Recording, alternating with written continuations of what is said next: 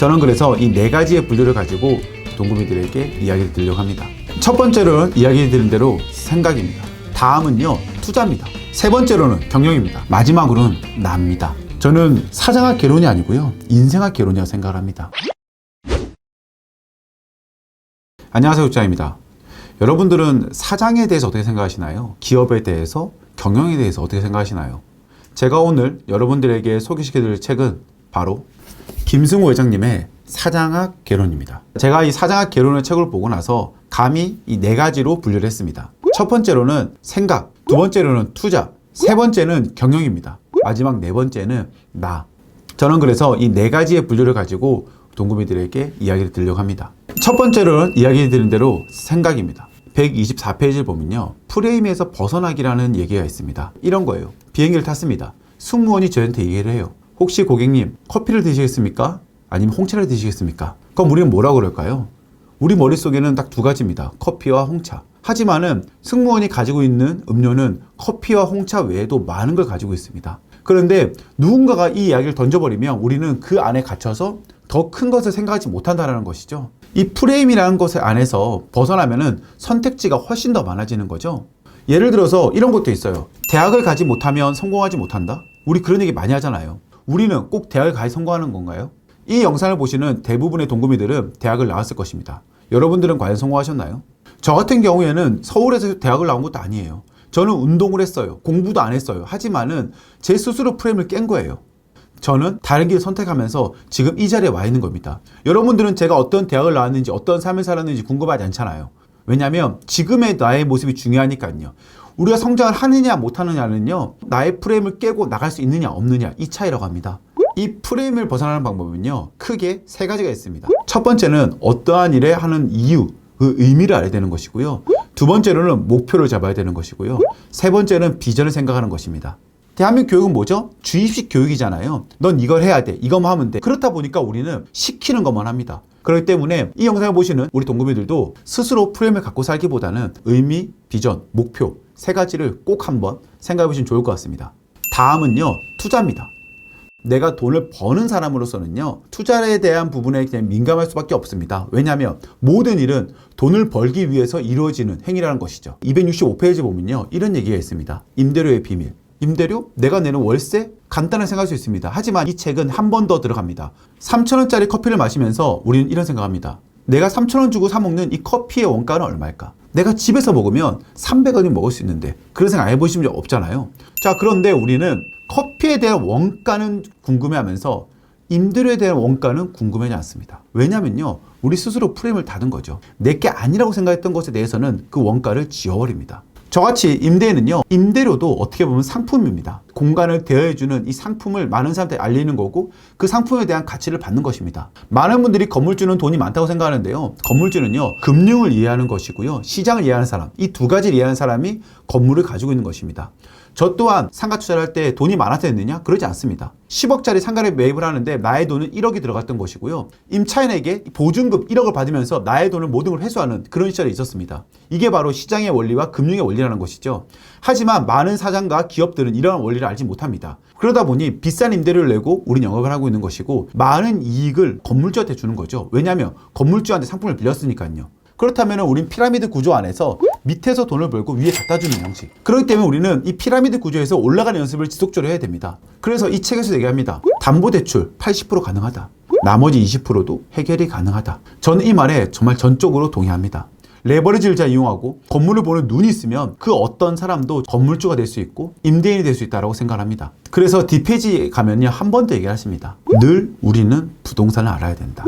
임대료를 내는 것보다 이자를 내는 게 훨씬 더 저렴하다. 사장은 돈이 없어도 건물을 살 수 있다. 그 말은 즉슨 레버리지를 이용한다 그러면 누구나 부동산을 가질 수 있다라고 얘기하는 겁니다. 세 번째로는 경영입니다. 이 경영에 대한 부분에 대해서는 참 너무 어렵습니다. 그리고 아무도 알려주지 않습니다. 하지만 이 책에는 7가지를 나눠놨습니다.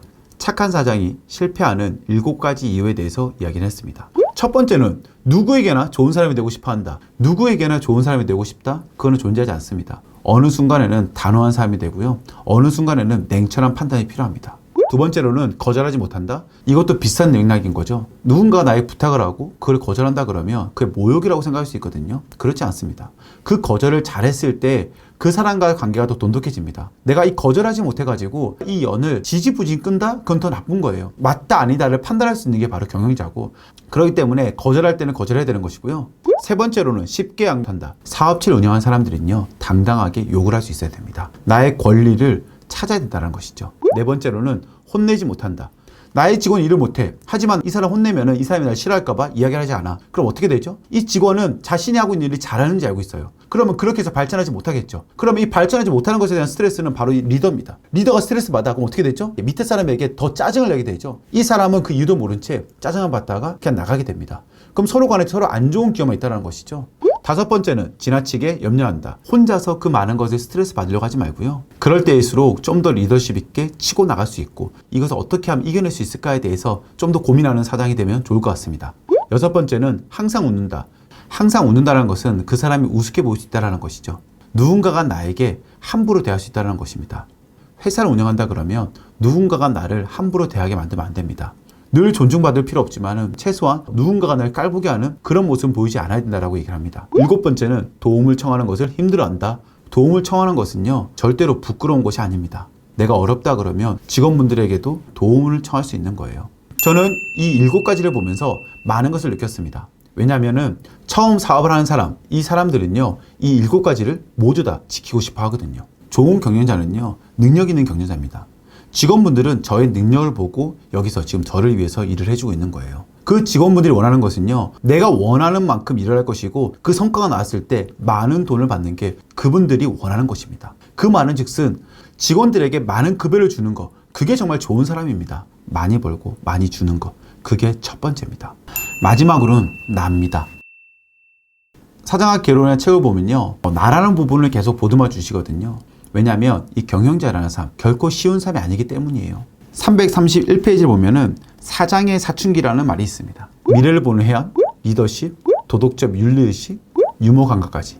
사람들이 성공한 사람이다 그러면 이 모든 것을 잘한다고 착각을 합니다. 그러다 보니까 저는요, 아파도 안 되고요, 자기 관리도 잘해야 되고요, 목표의식도 좋아야 되고요, 전략 수립도 해야 되고요, 모든 것에 대해서 잘해야 된다라고 생각하고 삽니다. CEO로서 이 모든 것을 감당하기에 굉장히 힘든 날도 많이 있습니다. 제가 그런 데 있잖아요. 이 책을 보면서 하시는 말씀이 있어요. 리더도 잘 쉬어야 된다. 이 앞서 말했던 이 모든 것을 잘하기 위해서는 첫 번째는 건강이야. 건강 관리를 못하는 사람은 절대로 살아남을 수 없어. 김승호 회장님은 폭식을 하는 날이 한 2, 3일밖에 없다 그래요. 부모님이 해주시는 음식을 먹을 때 빼고는 절대로 폭식하지 않는다고 합니다. 그 이유는 너무 많은 양의 음식을 먹는다 그러면 내 속이 분명히 감당하기 힘들 것이고 그런 것들은 쌓인다라는 것이죠. 나의 수명과 직접 연결되어 있다. 그렇게 자기 관리가 필요하다는 것이죠. 그렇기 때문에 리더도 쉬어야 되라고 얘기를 해요. 잘 나가는 경영자일수록 말을 하지 않는다고 해요. 왜냐하면 내가 약한 모습 보이면 뭐가 흔들릴까 봐. 그렇지 않습니다. 내가 힘들 때에는 손을 내밀 수도 있어야 되는 것이고요. 내가 CEO라고 해서 앞으로만 뛰어나간다? 결코 좋은 게 아닙니다. 때로는 돌아볼 수 있어야 되는 것이고요. 그렇게 나 자신을 돌아볼 때 좀 더 성장한 리더가 될 수 있을 거라 생각합니다. 이 책을 보면은 제가 예를 들었던 이 4가지 말고도 정말로 좋은 내용이 많습니다. 저는 사장학 개론이 아니고요, 인생학 개론이라고 생각을 합니다. 지금 성공하기 위해서 어떤 책을 봐야 되냐라고 하면은 오픈북처럼 이 책을 보시는 것을 추천드립니다. 오늘은 제가 김승호 회장님의 사장학 개론이라는 책을 가지고 리뷰를 해봤고요. 영상이 좋았다 그러면 구독과 좋아요, 알림 설정 잊지 마십시오. 감사합니다.